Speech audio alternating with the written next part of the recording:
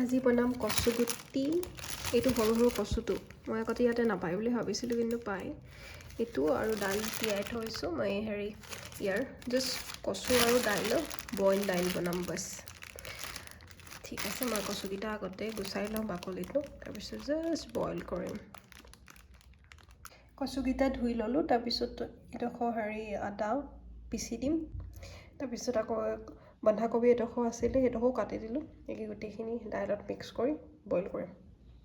তো এতিয়া বাছ পানী দিলিম, কেৰাহীত পানী ঢালি দিলোঁ। বাছ প্ৰথমতে কচুকেইটা অলপ সিজিব দিম, কাৰণ দাইলখিনি আগৰ পৰাই মই তিয়াই থৈ দিছোঁ।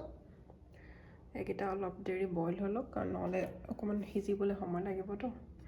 তাৰপিছত বইল হৈ আছে, ইমানকৈ উতলি আছে। এতিয়া দাইলখিনি মই ইয়াত দি দিম। দাইলখিনি ইয়াত দি দিলোঁ। তাৰপিছত এতিয়া কাটি থোৱা যিখিনি বন্ধাকবি আছে সেইখিনি মই ইয়াত দি দিছোঁ। তাৰপিছত পিঁয়াজ, এইখিনি আদা আছে, খুন্দি থোৱা আদা, এইখিনি মই দি দিম। তাৰপাছত অলপ নিমখ, এতিয়া অলপ নিমখ,